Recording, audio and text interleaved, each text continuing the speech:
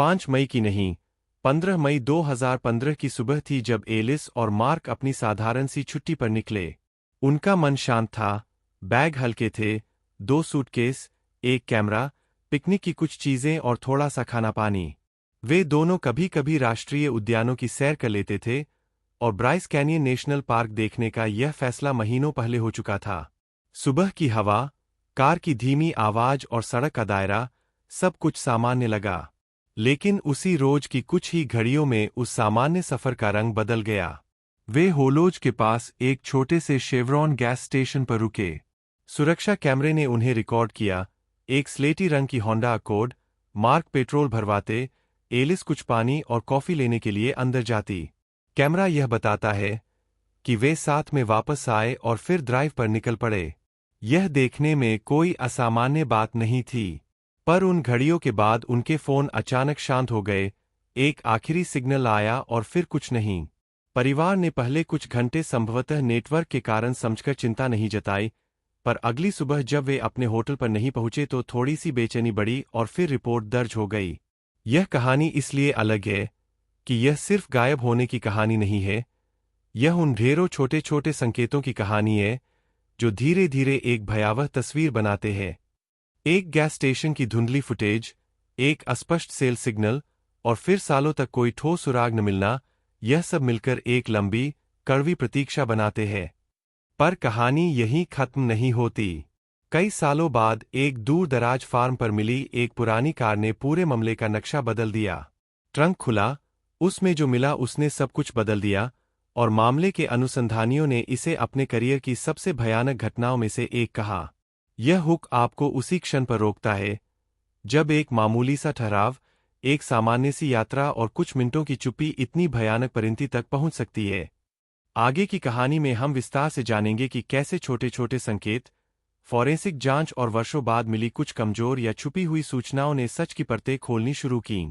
पर पहले सोचिए, क्या आप सुरक्षित महसूस करते हैं जब आप सड़क किनारे किसी अजनबी से मिलते हैं? यह वही सवाल है जो इस कहानी की शुरुआत में सिमट कर आता है। एलिस मोंटेरो और मार्क मोंटेरो की कहानी देखने में एकदम साधारण लगती है। 2 लोग, एक कार और एक प्राकृतिक स्थान की ओर किया गया एक छोटा सा सफर। पर उनकी यात्रा केवल कुछ घंटों में एक ऐसे मोड़ पर पहुंचने वाली थी जिसकी किसी ने कल्पना भी नहीं की थी। 15 मई 2015 की वह सुबह उनके जीवन का सबसे सामान्य दिन होकर भी उनका अंतिम दिन बन गई। दोनों अपने फिनिक्स स्थित घर से लगभग भोर में निकले थे। मौसम साफ था, सड़कें खुली थीं और यात्रा लंबी जरूर थी, पर आसान और आनंददायक भी, कम से कम शुरुआती कुछ घंटों तक। एलिस, जिसका जन्म 1983 में टक्सन, एरिजोना में हुआ था, घर से ही ग्राफिक डिजाइन के प्रोजेक्ट लेती थी। उसके पास एक छोटा सा ऑनलाइन स्टोर भी था जहां वह अपनी डिजाइन की हुई यादगार वस्तुएं बेचती थी। दूसरी ओर मार्क, जिसका जन्म 1980 में हुआ, लंबी दूरी के ट्रक चलाने का काम करता था। दोनों की मुलाकात भी उन्हीं यात्राओं के दौरान हुई थी और 3 साल पहले वे शादी करके एक शांत, सादा जीवन जी रहे थे। उन्हें घूमना बेहद पसंद था, खासकर राष्ट्रीय उद्यान और प्राकृतिक रिजर्व। ब्राइस कैनियन की यात्रा तो उन्होंने एक पूरा महीना पहले प्लान कर ली थी, होटल की बुकिंग भी 3 हफ्ते पहले कंफर्म करा दी थी। यानी यात्रा के लिए हर चीज तय थी। उस सुबह उन्होंने 2 सूटकेस रखे, एक कैमरा उठाया, कुछ स्नैक्स, थोड़ा पानी, कैंपिंग की कुर्सियां और पिकनिक का सामान कार में रखा और निकल पड़े। कार कोई नई नहीं थी, एक स्लेटी रंग की 2009 मॉडल होंडा अकॉर्ड। इस कार में वे कई यात्राएं कर चुके थे। यह उनकी आदत का हिस्सा था कि सफर के शुरू में पेट्रोल कम हो तो कुछ दूरी पर किसी बड़े पंप पर भरवाया जाए। होलोज, एरिजोना पहुंचने तक सब कुछ एकदम सामान्य था। लगभग सुबह के 11:20 के आसपास वे एक शेवरॉन गैस स्टेशन पर पहुंचे। कैमरों में साफ दिखता है, मार्क कार के बाहर खड़ा होकर पेट्रोल भरवा रहा है। एलिस स्टोर के अंदर जाती है और पानी तथा कॉफी लेकर वापस आती है। दोनों मुस्कुराते हुए कार में बैठते हैं और सड़क की ओर बढ़ जाते हैं। यही वह फुटेज है जिसे बाद में अधिकारियों ने उनकी आखिरी जीवित मौजूदगी का प्रमाण कहा। उस क्षण के बाद क्या हुआ, यह कई वर्षों तक एक अनसुलझा रहस्य बना रहा।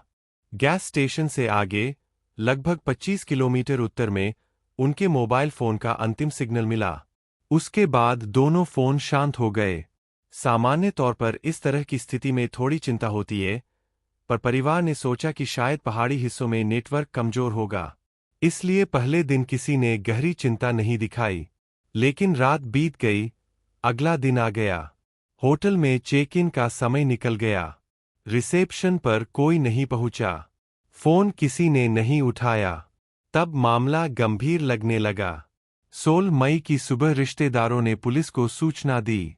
फिनिक्स पुलिस ने लापता व्यक्तियों की रिपोर्ट दर्ज की और साथ ही यूटा की पुलिस भी खोज में शामिल हो गई, क्योंकि यात्रा राज्यों के बीच हो रही थी।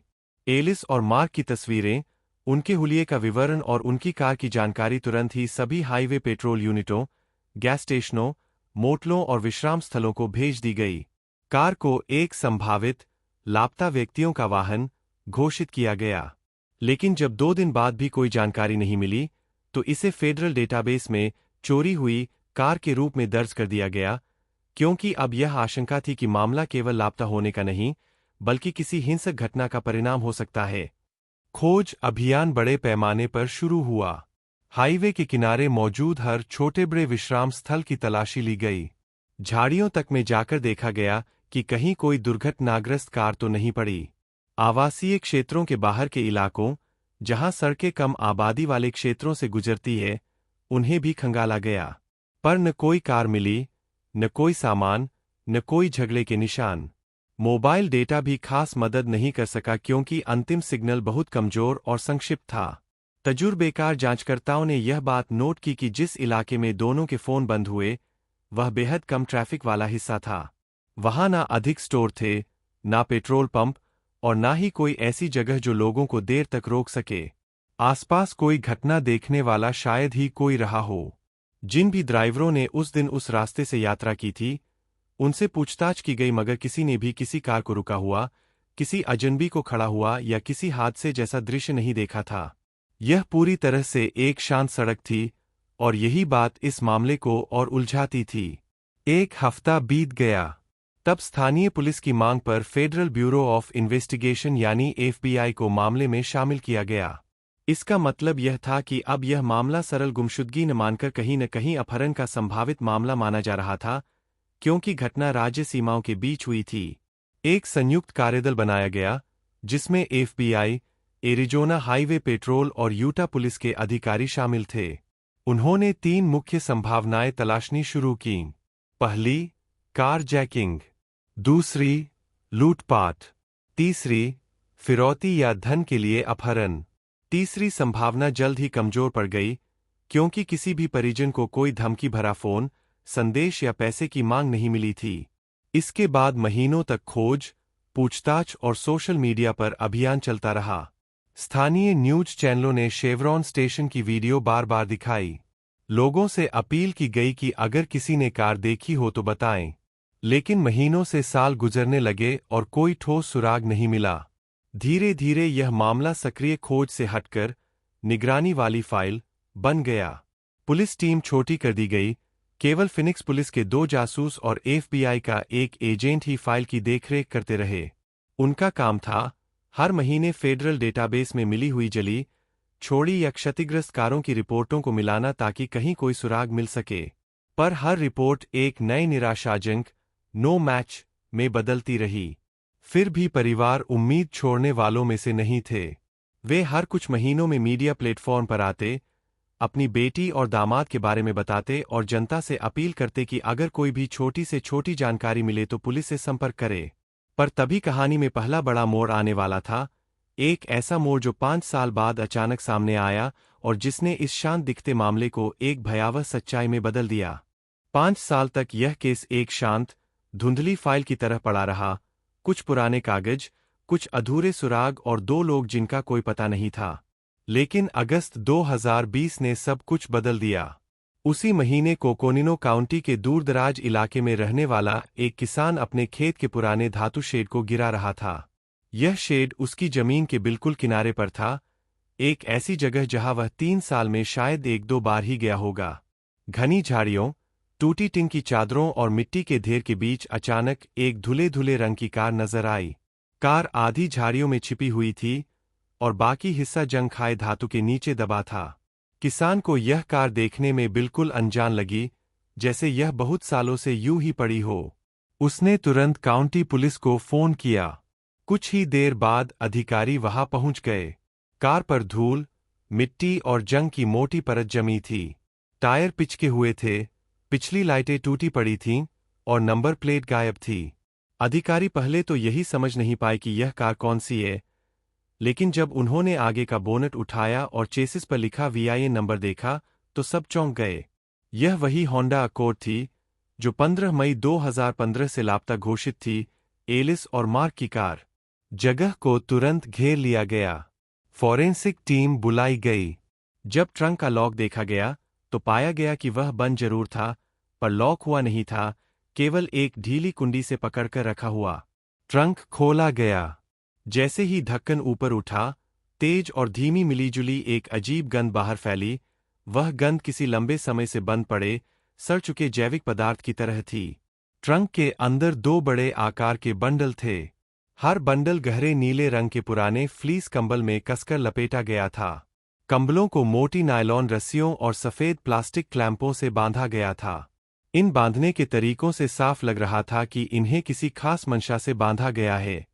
फॉरेंसिक टीम ने एक एक बंडल सावधानी से बाहर निकाला। चारों ओर कैमरे तैनात थे, हर कदम रिकॉर्ड किया जा रहा था। जब पहला कंबल खोला गया तो उसमें एक पूरी तरह कंकाल बन चुकी महिला के अवशेष मिले। दूसरे में एक पुरुष के। कंकालों की स्थिति देखने से पता चलता था कि दोनों को मोड़कर, घुटने छाती की ओर दबाकर लाया गया था, ऐसी स्थिति जिसे अक्सर जबरदस्ती या कैद में रखे व्यक्ति के साथ देखने को मिलता है। दोनों की कलाई की हड्डियों पर प्लास्टिक टाई के अवशेष थे, जो उसी तरह की थीं जैसी कंबलों पर लगी थीं। कपड़ों के कुछ हिस्से भी बचे थे। महिला के पास डेनिम के कुछ टुकड़े और एक स्पोर्ट्स जैकेट, जबकि पुरुष के पास गहरे रंग का कोट और सूती कपड़े के अवशेष। पुरुष की जैकेट की जेब से एक छोटी धातु की चाबी भी मिली। कार के ट्रंक के अपहोल्स्ट्री पर भूरे दागों के निशान थे, जिन्हें तुरंत DNA परीक्षण के लिए लिया गया। ट्रंक के ढक्कन और दाईं दीवार पर फिंगरप्रिंट भी मिले, जो बाद में अत्यंत महत्वपूर्ण साबित होने वाले थे। कार को पुलिस ने टो कराकर सीधे काउंटी फॉरेंसिक सेंटर भेजा। दोनों कंकालों को मॉर्ग भेजा गया। कुछ ही दिनों बाद दंत रिकॉर्ड की तुलना से पुष्टि हुई कि दोनों अवशेष वास्तव में एलिस और मार्क मोंटेरो के थे। 5 साल की तलाश के बाद उनकी कहानी इस हिंसक मोड़ पर जाकर खत्म हुई थी। अब सवाल यह नहीं था कि वे कहाँ हैं। अब सवाल यह था कि उनके साथ क्या हुआ, कैसे हुआ और किसने किया। ट्रंक से मिले DNA नमूनों की लैब रिपोर्ट सबसे पहले आई। ढक्कन के अंदर से मिला DNA एक व्यक्ति से मेल खाता था, जेफरी एलन हार्पर। यह नाम पहले कभी मोंटेरो केस में सामने नहीं आया था, पर हार्पर का आपराधिक इतिहास भारी था, कार चोरी, सशस्त्र डकैती और कई अन्य मामलों का दोषी। और सबसे अहम बात, वह 2018 में ही एक मोटल में ड्रग ओवरडोज से मर चुका था। यानी जांच को अब एक ऐसे अपराधी की गतिविधियों को समझना था जो जीवित ही नहीं था। जांचकर्ताओं ने तत्काल फैसला किया कि हार्पर की 15 मई 2015 की गतिविधियों को पूरी तरह से पुनर्निर्मित करना होगा। फोन रिकॉर्ड मंगाए गए, पुराने सेल टावर लॉग निकाले गए और दूसरे मामलों के दौरान जब्त किए गए उसके मोबाइल से पुराने डेटा को निकाला गया। सेल टावर रिकॉर्ड बताते हैं कि 15 मई की सुबह हार्पर विंसलो के पास था और लगभग 10:40 पर उस टावर की रेंज में आया, जो उसी इलाके की सेवा करता था जहां शेवरॉन गैस स्टेशन था।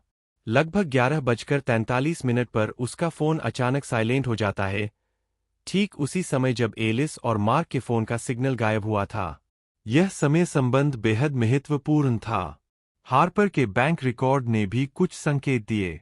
15 मई को उसने कोई कार्ड इस्तेमाल नहीं किया, यानी वह शायद सब नकद खर्च कर रहा था ताकि कोई इलेक्ट्रॉनिक निशान न बने। मगर मोंटेरो के गायब होने के 2 दिन बाद उसने फ्लैगस्टाफ के एक गैस स्टेशन पर अपने कार्ड से ईंधन खरीदा और कैमरे में वह एक स्लेटी रंग की सेडान चलाते दिखा। तस्वीर धुंधली थी, लेकिन कार का मॉडल मोंटेरो की होंडा अकॉर्ड जैसा ही लगता था। इसी दौरान जांचकर्ताओं ने हार्पर के अतीत, उसकी आदतों, उसके संपर्कों को खंगालना शुरू किया। यह पता चला कि वह फिनिक्स के बाहरी इलाके में एक किराए के मकान में रहता था, बेरोजगार था और छोटे मोटे अपराधों में शामिल रहता था। पुलिस ने उससे जुड़े सब लोगों से पूछताछ की। किसी को भी एलिस या मार्क के बारे में उससे जुड़ा कोई भी संकेत याद नहीं था। इसके तुरंत बाद अधिकारियों ने हार्पर द्वारा 2015 में किराए पर लिए गए एक पुराने धातु वाले गैराज का पता लगाया। यह गैराज फिनिक्स के औद्योगिक क्षेत्र में था। मालिक ने बताया कि हार्पर ने 3 महीने की लीज ली थी, मई से जुलाई तक, और चाबी 1 हफ्ते देर से लौटाई थी। जब पुलिस ने उस गैराज की तलाशी ली, जो अब किसी और के उपयोग में था, तब असली सच्चाई सामने आने लगी। फर्श पर ऐसे दाग मिले जो सामान्य नजर से नहीं दिखते थे, लेकिन फॉरेंसिक लाइट डालने पर चमकते थे। परीक्षण में इन दागों को खून के निशान पाया गया। नमूने लैब भेजे गए। इसके अलावा दीवार और फर्श के बीच एक प्लास्टिक टेप का टुकड़ा मिला, बिल्कुल वैसा ही जैसा एलिस और मार्क की कलाई पर मिला था। कोने में धूल में दबा एक सिंथेटिक कपड़े का टुकड़ा मिला, जिस पर भूरे धब्बे थे। बाद में पुष्टि हुई कि यह कपड़ा मार्क के खून से सना था। एक पुराने कैबिनेट में एक रबराइज्ड रेनकोट और काम के दस्ताने मिले। दोनों पर मिश्रित डीएनए मौजूद था, जिसमें एलिसा और हार्पर दोनों के निशान पाए गए। यह सब देखकर जांचकर्ताओं ने लगभग निश्चित मान लिया कि एलिस और मार्क को इस गैराज में लाया गया था और यहीं उन्हें घायल किया गया। यानी गैराज संभवतः हत्या का स्थल था। इन सब सुरागों की एक एक कड़ी जुड़ने लगी। शेवरॉन स्टेशन पर आखिरी नज़र, फिर 25 किलोमीटर दूर फोन का बंद होना, फिर हार्पर की मौजूदगी, उसकी गतिविधियां, और अंत में उसके किराए के गैराज से खून व डीएनए के नमूने मिलना। जांच इतनी आगे बढ़ चुकी थी कि अब देखना था, हत्या के बाद कार और लाशें कहाँ ले जाई गईं, और क्यों। इसी खोज में आगे और भी चौंकाने वाले सुराग मिलने वाले थे। ऐसे सुराग जो यह बताते थे कि एलिस और मार्क को केवल अपहृत नहीं किया गया था, बल्कि उन्हें उनके गायब होने के बाद कई दिनों तक इधर-उधर ले जाया जाता रहा। गैराज से मिले सुरागों ने जांच को एक नई दिशा दी, लेकिन कहानी यही खत्म नहीं होती। असल मोड़ तो तब आया जब पुलिस ने हार्पर की गतिविधियों को दिन और घंटे के हिसाब से जोड़ना शुरू किया। उस पूरे समय में उसने क्या किया, कहाँ गया, किन लोगों के संपर्क में आया, इन सवालों के जवाब एक एक करके सामने आने लगे और तस्वीर और गहरी बनती गई। जांचकर्ताओं ने सबसे पहले यह स्थापित किया कि 15 मई 2015 की शाम को मोंटेरो की कार फिनिक्स औद्योगिक क्षेत्र में दिखी थी। सीसीटीवी फुटेज भले ही साफ न हो, लेकिन कार का आकार, रंग और चलने का तरीका बिल्कुल वही था जैसा एलिस और मार्क की होंडा अकॉर्ड का था। फुटेज में एक और दिलचस्प बात नजर आई, किसी भी सीट पर कोई नहीं बैठा था, सिवाय ड्राइवर के। यानी उस समय तक दोनों शायद कार में नहीं थे, बल्कि कहीं और रोके हुए थे। अब सवाल यह था, उन्हें कहाँ रखा गया? यह प्रश्न कई महीनों तक अनुत्तरित रहा, जब तक कि एक छोटे से विवरण ने जांच को फिर मोड़ नहीं दिया। फरवरी 2021 में, मामला बंद होने के 3 महीने बाद, एक शख्स सामने आया, रोनाल्ड केल्टन। वह 55 साल से ऊपर का व्यक्ति था, और उसे न्यूज पर हार्पर का नाम सुनकर अचानक 6 साल पुरानी एक घटना याद आई। उसने बताया कि वह 15 मई के आसपास यूएस रूट 60 पर फिनिक्स की तरफ जा रहा था। उसे सड़क के एक मोड़ पर एक कार दिखी, स्लेटी रंग की, ट्रंक खुला हुआ था और पास में एक आदमी खड़ा था जो हार्पर जैसा दिखता था। कार का पिछला टायर कीचड़ में थोड़ा धंसा हुआ था, और यात्री सीट पर एक महिला का हैंडबैग रखा था। लेकिन कार में कोई नहीं था। केल्टन ने मदद की पेशकश की, पर उस आदमी ने तुरंत मना कर दिया और कहा कि वह खुद संभाल लेगा। उस समय तो केल्टन ने इसे मामूली बात मानकर छोड़ दिया, लेकिन कहानी में खास बात यह थी, उसने बताया कि कार के पीछे वाले दरवाजे पर हैंडल के पास एक डेंट था, और यह बिल्कुल वही डेंट था जो मार्क की होंडा अकॉर्ड में कई महीने पहले एक छोटे एक्सीडेंट में लगा था। यह बयान महत्वपूर्ण था, क्योंकि यह साबित करता था कि उस दिन मोंटेरो की कार उस रास्ते पर थी और हार्पर उसके साथ मौजूद था। इस नई जानकारी को देखते हुए पुलिस ने उस पूरे क्षेत्र की एक बड़ी तलाशी कराई। उसी इलाके में पुराने गोदामों का एक समूह था, जिनमें से कई टूट चुके थे। उपग्रह तस्वीरों से पता चला कि 2015 में ये इमारतें अभी भी मौजूद थीं। मार्च 2021 में एफबीआई और काउंटी पुलिस ने इन गोदामों और आसपास के इलाके की पूरी खोज की। गोदाम के अंदर उन्हें कई प्लास्टिक क्लैंप मिले, वही आकार, वही रंग, वही सामग्री, बिल्कुल वैसे ही जैसे एलिस और मार्क की लाशों पर इस्तेमाल हुए थे। क्लैंप के पास एक रस्सी का टुकड़ा भी मिला, जो जमीन में आधा दबा हुआ था। इसके अलावा गोदाम की धूल भरी फर्श पर कुछ धब्बे मिले, जो सामान्य नज़र से दिखाई नहीं देते थे, लेकिन लुमिनोल नामक रासायनिक द्रव्य डालने पर चमकने लगे। यह संकेत था कि वहां कभी खून था। जांचकर्ताओं ने नमूने लैब भेजे। 2 हफ्ते बाद रिपोर्ट आई। धब्बों में मिला डीएनए एलिस मोंटेरो से मेल खाता था। इसका मतलब साफ था, एलिस और मार्क के साथ कुछ पहला बड़ा हादसा इसी गोदाम में हुआ था। इसी खोज ने समयरेखा बदल दी। अब यह माना गया कि हार्पर ने गैस स्टेशन के बाद किसी बहाने से उन्हें रोका और फिर इसी गोदाम तक लाया। उन्हें बांधा गया, धमकाया गया या मजबूर किया गया। फिर शायद घंटों बाद उन्हें फिनिक्स के किराए के गैराज में ले जाया गया, जहां उनकी मौत हुई। अब सवाल था, क्या हार्पर अकेला था? क्योंकि 2 वयस्कों को सड़क से उठाना, बांधना, ले जाना, फिर हत्या करके कार को छिपाना, यह सब अकेले करना आसान नहीं। इसी दौरान जांचकर्ताओं ने हार्पर के फोन रिकॉर्ड फिर से देखे। 15 मई से 2 दिन पहले उसने एक शख्स को कई कॉल किए थे, रिक मैडन। वह चोरी और गैरकानूनी गतिविधियों में शामिल रहता था। उसके भाई के नाम पर एक पुरानी सफेद वैन थी। और सबसे दिलचस्प बात, 15 मई की शाम के सीसीटीवी फुटेज में गैराज के पास एक ऐसी ही वैन दिखी थी। लाइसेंस प्लेट धुंधली थी, पर मॉडल और रंग वही था। मैडन से पूछताछ की गई, लेकिन उसने कुछ भी मानने से इनकार कर दिया। उसने कहा कि वह शहर से बाहर था, मगर उसके फोन रिकॉर्ड बताते थे कि वह उसी समय फिनिक्स में था। उसके गैराज पर छापे में कुछ प्लास्टिक शीट और एक पुरानी अपहोल्स्ट्री भी मिली, जो हार्पर के गैराज में मिली सामग्री जैसी थी। हालांकि इनमें खून का कोई निशान नहीं था, इसलिए यह प्रमाण अदालत में पर्याप्त नहीं था। इसी बीच एक और महत्वपूर्ण गवाह सामने आया, लीन हारग्रेव। वह पेज, एरिजोना के एक छोटे मोटल में काम करती थी। उसने बताया कि मई 2015 के अंत में एक शाम को एक आदमी स्लेटी सेडान में आया, नकद देकर कमरा लिया और लाइसेंस दिखाने से मना कर दिया। उसने देखा कि उस कार का ट्रंक गहरे रंग के टार्प से ढका था और आदमी देर रात ट्रंक खोलकर टॉर्च से कुछ देख रहा था। अगली सुबह जब वह मोटल के कूड़ेदान के पास सफाई कर रही थी, तो उसे गहरे नीले कंबल के टुकड़े और कुछ प्लास्टिक टाई मिली, बिल्कुल वैसी टाई जैसी मोंटेरो की लाशों पर मिली थी। यह बयान अत्यंत महत्वपूर्ण था, क्योंकि यह साबित करता था कि हार्पर हत्या के बाद भी कई दिनों तक मोंटेरो की लाशों को कार में लेकर घूमता रहा और वह उत्तर की ओर छुपाने की जगह ढूंढ रहा था। यही रास्ता आगे जाकर उस फार्म तक पहुंचता था जहां 5 साल बाद कार मिली। इन सब बातों को जोड़ने के बाद जांच टीम ने पूरी समयरेखा को साफ और मजबूत रूप में तैयार किया। पहला चरण, 15 मई 2015। एलिस और मार्क गैस स्टेशन से निकले। हार्पर उनकी कार के पीछे पहुंचा। उसने उन्हें हाईवे के शांत हिस्से में किसी बहाने या जबरदस्ती रोका और फिर उन्हें गोदाम तक ले गया। वहां एलिस का खून मिला, जो इस बात की पुष्टि करता है कि यही पहला स्थान था। दूसरा चरण, उसी शाम मोंटेरो की होंडा अकॉर्ड औद्योगिक क्षेत्र में दाखिल होती देखी गई। ड्राइवर हार्पर था। एलिस और मार्क संभवतः उसी समय घायल या दुर्भाग्यवश मृत थे। तीसरा चरण, किराए का गैराज। यहीं फॉरेंसिक रिपोर्टों के अनुसार दोनों को घातक चोटें दी गईं। मार्क की पसलियों पर कटे हुए घाव थे, एलिस की बाहों में आत्मरक्षा जैसी चोटें। दोनों की कलाई पर प्लास्टिक टाई के निशान थे। चौथा चरण, हत्या के बाद। हार्पर ने कार को और लाशों को कई दिनों तक इधर-उधर ले जाया। यह मोटल गवाह की गवाही से साबित हुआ।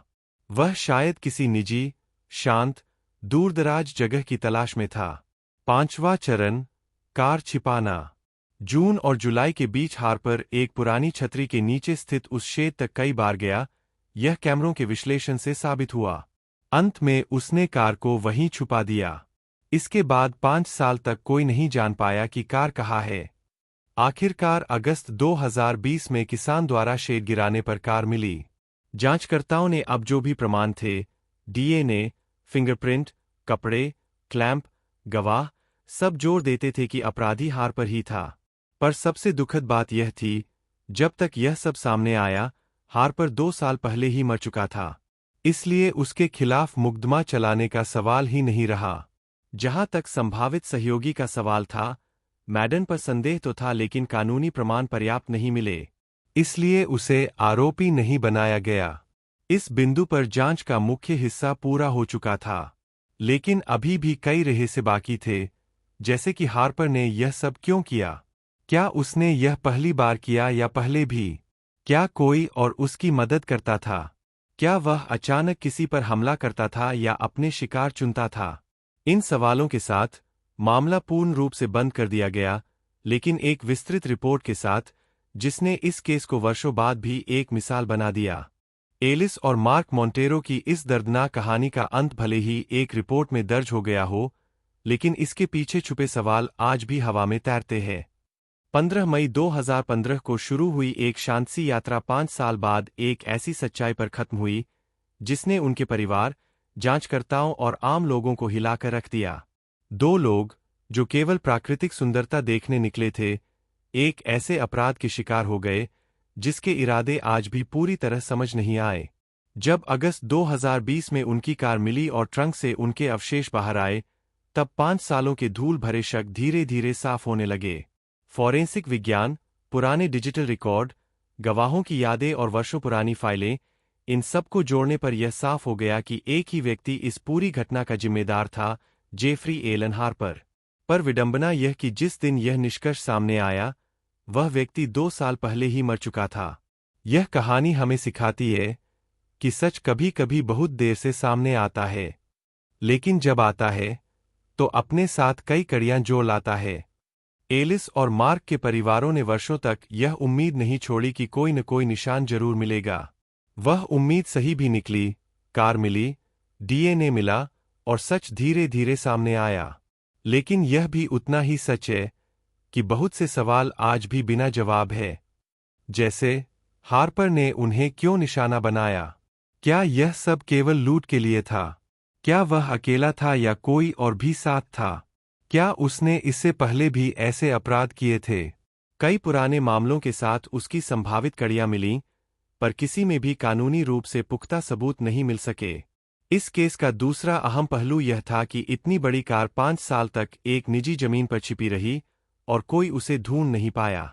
इसने देश भर में लापता वाहनों की खोज प्रणाली, फॉरेंसिक समन्वय और डेटा शेयरिंग के तरीकों पर सवाल उठाए। जांच एजेंसियों ने बाद में स्वीकार किया कि अगर राज्य एक दूसरे के साथ बेहतर तालमेल रखते, अगर परित्यक्त इमारतों की नियमित जांच होती, तो शायद कार कई साल पहले भी मिल सकती थी। लेकिन आखिर में यह कहानी केवल एक अपराध की कहानी नहीं है, यह परिवारों के धैर्य की, जांचकर्ताओं के लगातार प्रयासों की और आधुनिक तकनीक की कहानी भी है। 5 साल बाद भी, जब कार मिलने की उम्मीद लगभग खत्म हो चुकी थी, एक संयोग, एक किसान और एक गिरता हुआ शेड पूरे मामले की कुंजी बन गया।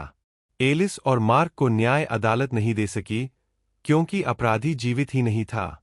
लेकिन सच सामने आने से उनके परिवार को कम से कम यह जानने का सुकून मिला कि वास्तव में हुआ क्या था। उनकी यादें आज भी जीवित है, उन यात्राओं में, उन तस्वीरों में और उन लोगों की कहानियों में जो उन्हें जानते थे। यह केस आज भी एक उदाहरण के रूप में बताया जाता है कि कैसे फॉरेंसिक विज्ञान, पुराने डिजिटल रिकॉर्ड और मानवीय यादें मिलकर वर्षों पुराने रहस्य को भी सुलझा सकती है। और यह भी कि एक साधारण सा ठहराव, एक छोटी सी सड़क और कुछ मिनटों का अंतर कभी कभी किसी की पूरी जिंदगी बदल देता है। यह कहानी हमें यही याद दिलाती है, सफर हमेशा सुरक्षित लगता है, लेकिन सच में सुरक्षा जागरूकता में छिपी है।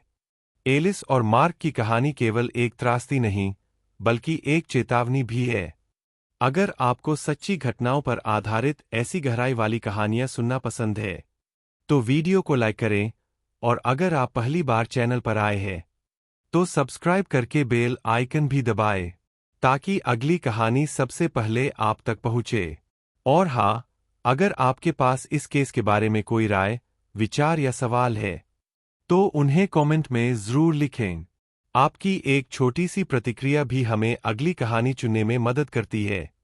इस वीडियो को शेयर करना मत भूलिए, क्योंकि शायद किसी और के पास वो जानकारी हो, जो किसी ठंडी पड़ चुकी फाइल को दोबारा जगा सके।